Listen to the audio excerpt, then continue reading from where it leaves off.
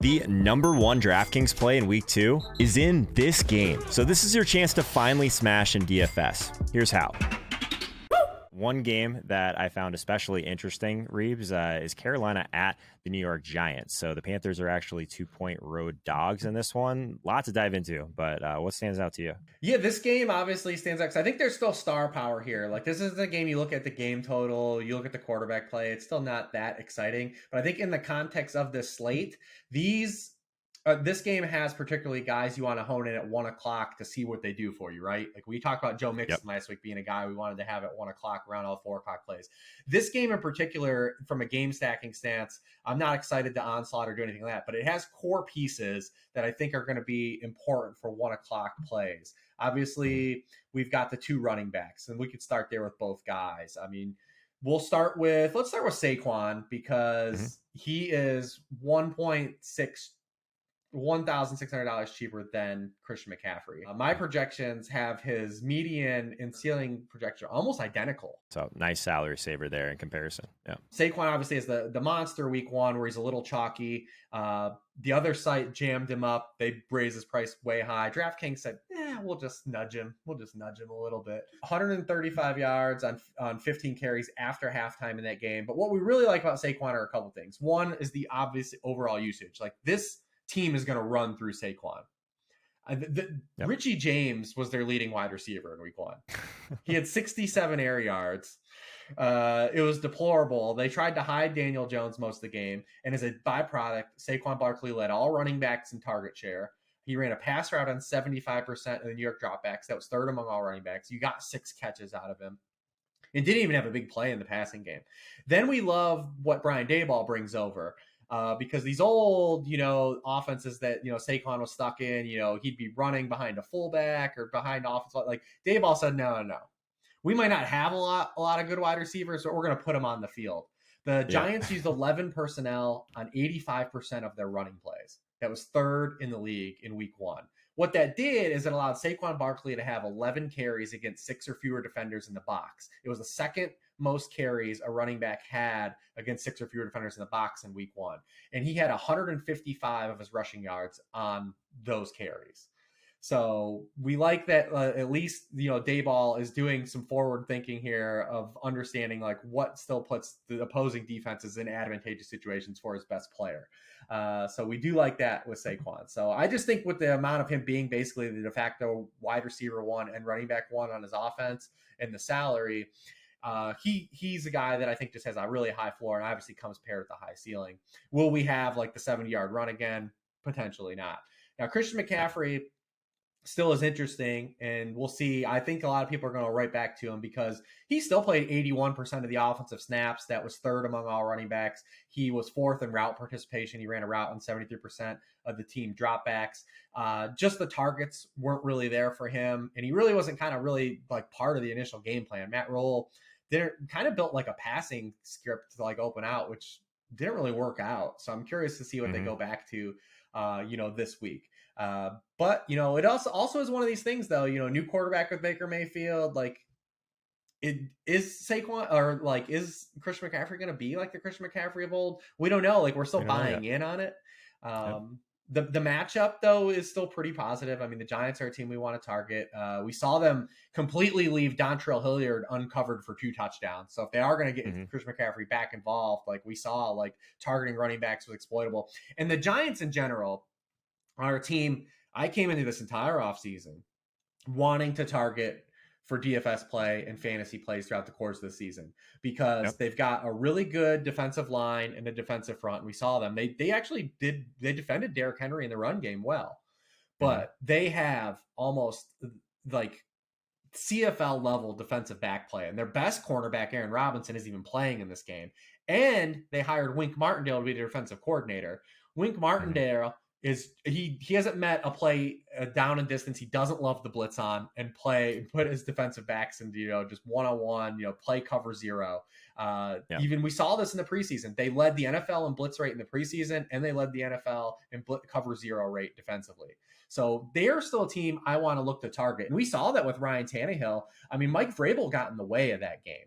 That was a game where Derrick Henry had no business getting the touches he was getting, which Right. Obviously the Titans Man, are going that to have a team hard looks time. like an absolute dumpster fire right now, right? Like we could be talking about Tennessee is like one of the worst offenses in the league like soon.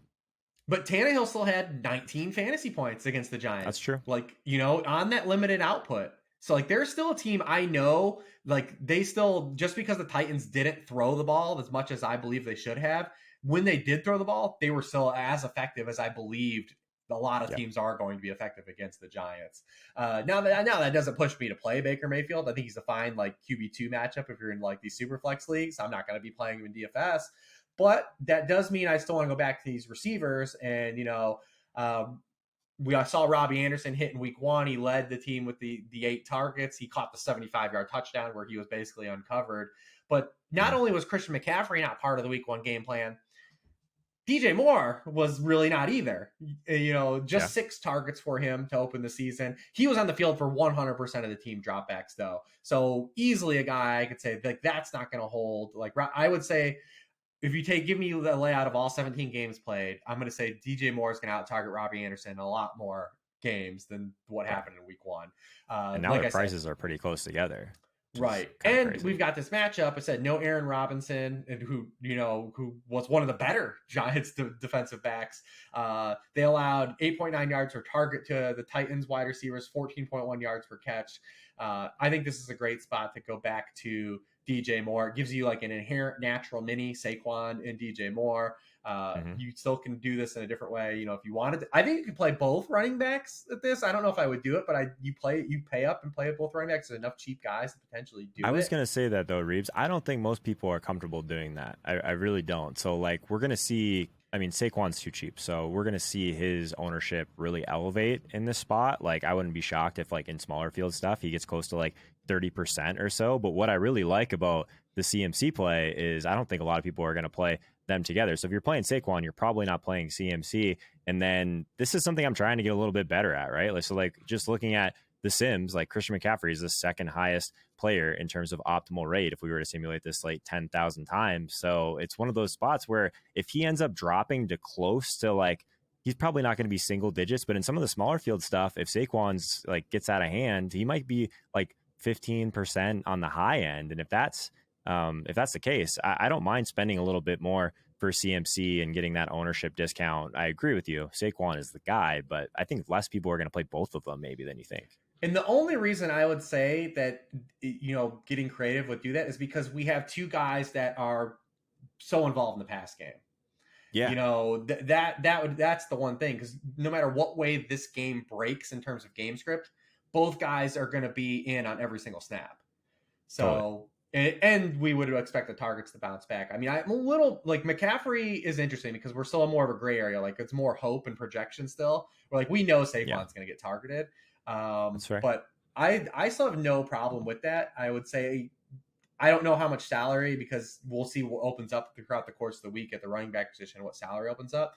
But there's definitely enough cheap pieces like Bengals D, Dortch, Albert, Okwebunam. Like you have cheap guys to free up space. Yeah. Do you have, and it's so tough because like all this weird stuff that's going on with Kadarius Toney and the wide receivers on the Giants side, Wandale banged up. Like, is there any interest here outside of like the core pieces we've talked about? It does seem like this is like just pieces of this game are super interesting and some of the best plays on the slate. But like in terms of like really game stacking this up, it's really tough. Yeah, that's what I kind of, like I said, I led in with that. So I would say like you get your core mini or your piece and like at 1 and you see what hits. But I just think it's a nice, interesting conversation to have around those 2 running backs. But like I said, Richie James led the wide receivers for the Giants in snaps, targets, and air yards. And he had just, like I said, 67 air yards. And Toney, like we can't, like we did this with Ayuk last year. Like you just got to wait till they actually start playing him. I will say, you saw Toney. He touched the ball twice in that game, and he looked like he was playing a different sport than everyone still. Like, how do the Giants watch that? What is that guy doing? Like, I don't understand. Like, there has to be just a lot more behind the curtain that we're privy to. Because, like I said, you just don't inherently say we're going to play David Sills and Richie James like this much and just not play that guy. There's definitely something going on. There is, for sure. There's a lot going on over at sharpfootballanalysis.com too, so make sure you guys check out Reeves' article, the worksheet.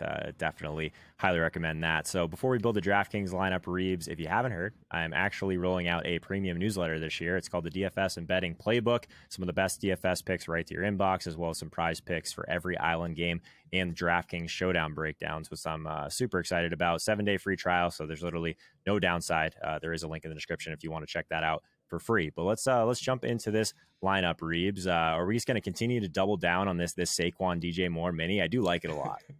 I do like a lot, but we did build 2 lineups with it. Should we go? Should we go both running backs here? Do you want to try? We talked about it. Do you want to just see what it looks like? Let's do it. Yeah, because I haven't built a lineup like this yet. So we'll put in our placeholder. Bengals D, if you want a little bit more about that decision, obviously against Cooper Rush at 2,200. We're talking about it in the GPP video with JM to win, and then we also talked about it in one of the earlier videos with Reeves. So there's a lot you can do here when you just jam them in at first, but they're going to be extremely popular. So still probably need to find some value here, though, right? Yeah, they're very expensive, so we might as well. I assume you have our Bengals defense in. Yep. And then I would say let's go ahead. Let's put Dortch in then again, so he'll be like the clean chalk eating like play.